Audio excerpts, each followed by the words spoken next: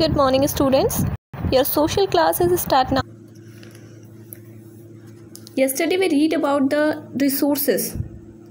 Means resources क्या होते हैं, resources कितने टाइप्स के होते हैं और environment क्या होता है. कल हमने इसी के बारे में पढ़ा था. आज हम उन टाइप्स को डिस्क्राइब करेंगे कि रिसोर्सेज कितने टाइप्स के होते हैं. ये तो मैंने आपको कल बताया था कि रिसोर्सेज हमारे 3 टाइप्स में डिवाइड किए गए होते हैं. अब उन रिसोर्सेज में आपको दिखाया गया है सामने कि उन रिसोर्सेज में कौन कौन सी चीज़ें इंक्लूड होती हैं. जैसे फर्स्ट ऑफ ऑल आप देख सकते हैं नेचुरल रिसोर्सेज. नेचुरल रिसोर्सेज यानी प्राकृतिक संसाधन, जैसे सन, लैंड, वाटर, कोल, आयरन और मिनरल ऑयल. ये सारी चीज़ें हमें नेचुरल रिसोर्सेज होती हैं हमारी, जो हमें प्रकृति द्वारा दी गई हैं. नेक्स्ट पॉइंट है आपका मैन मेड रिसोर्सेज. इसका अगला जो पार्ट कैटेगराइज किया गया है वो है मैन मेड रिसोर्सेज, यानी कि मानव निर्मित रिसोर्सेज. वो संसाधन जो इंसान अपनी ज़रूरत के लिए नेचुरल रिसोर्सेज को डेवलप करके बनाते हैं, जैसे roads, railways, buildings and parks. ये सब हमारे मैन मेड रिसोर्सेज कहलाते हैं. थर्ड कैटेगरी आती है ह्यूमन रिसोर्सेज. ह्यूमन रिसोर्सेज में आपकी 3 चीज़ें हैं, एजुकेशन, हेल्थ एंड इंटेलिजेंस. ये आपकी मानवीय रिसोर्सेज कहलाते हैं या मानव संसाधन कहलाते हैं. अब आपको ये तो क्लियर हो गया कि नेचुरल रिसोर्सेज कौन कौन से होते हैं, मैन मेड रिसोर्सेज कौन से होते हैं या ह्यूमन रिसोर्सेज कौन से होते हैं. अब हम इनके बारे में नीचे डिटेल में पढ़ेंगे. Natural resources, these are material objects and energy resources that exist in the environment around us. ये material object and energy resources भी होते हैं, यानी ऊर्जा के संसाधन भी होते हैं जो हमारे environment में सभी जगह मिलते हैं, ये सभी जगह शामिल होते हैं. Air, water and naturally growing plants are essential for survival. हवा, पानी और नेचुरल ग्रो करने वाले, यानी खुद ही नेचुरली जो प्राकृतिक रूप से पौधे बढ़ते हैं, वो सभी हमारे सर्वाइवल के लिए ज़रूरी होते हैं. Some other help in satisfaction of secondary wants. कुछ इनमें से दूसरे हमारी और दूसरी ज़रूरतों को पूरा करते हैं या उसमें मदद करते हैं. Air and sunlight are available perpetually. हवा और सूरज हमेशा हमारे लिए उपलब्ध रहते हैं.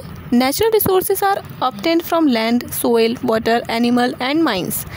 नेचुरल रिसोर्सेज जो प्राकृतिक रिसोर्सेज हैं वो हमें प्रकृति द्वारा मिलते हैं, जैसे कि लैंड जो हमारी ज़मीन होती है वो, सॉइल मिट्टी, पानी, जानवर, और माइंस यानी जैसे आपकी कोयले की खान होती है, गोल्ड माइंस होती हैं, सोने की खान होती है, वो सब हमें नेचुरल रिसोर्सेज हैं हमारे, जो हमें प्रकृति द्वारा मिले हुए हैं. Beside these there are energy resources. इसके अलावा ऊर्जा के संसाधन भी हैं. दीज रिसोर्सेज में be further classified as follows. इन रिसोर्सेज को निम्न प्रकार से हम डिस्कस कर सकते हैं या डिवाइड कर सकते हैं. तो स्टूडेंट, अब हम इसे कैटेगराइज करेंगे. डिवाइड किया हुआ है नेचुरल रिसोर्सेज को अलग अलग पार्ट्स में. फर्स्ट पॉइंट है हमारा on the basis of their development. उनके डेवलपमेंट के आधार पर उनको 2 पार्ट्स में डिवाइड किया, actual resource and potential resource. Actual resource वो होते हैं जैसे आपका पेट्रोल, नेचुरल गैस, ये आपके एक्चुअल रिसोर्सेज होते हैं. पोटेंशियल रिसोर्सेज जैसे आपके ओशियन टाइड्स, वाटरफॉल्स, ये आपके पोटेंशियल रिसोर्सेज होते हैं. सेकेंड आपका होता है on the basis of there origin. उनके ओरिजिन के आधार पर उन्हें 2 पार्ट्स में डिवाइड किया, अबायोटिक एंड बायोटिक. अबायोटिक वही आपकी नॉन लिविंग थिंग्स और biotic living things. On the basis of their renewability, यानी किसी भी चीज़ को आप एक बार यूज़ करने के बाद उसको रिन्यू करके दोबारा यूज़ कर सकते हैं, तो वो आपके रिन्यूएबल रिसोर्सेज होते हैं. और जिन्हें आप दोबारा रिन्यू नहीं कर सकते तो वो आपके नॉन रिन्यूएबल रिसोर्सेज होते हैं. इन्हें 2 पार्ट्स में, रिन्यूएबल और नॉन रिन्यूएबल में, उनकी रिन्यूएबिलिटी के अकॉर्डिंग डिवाइड किया गया. फोर्थ पॉइंट आपका on the basis of there distribution.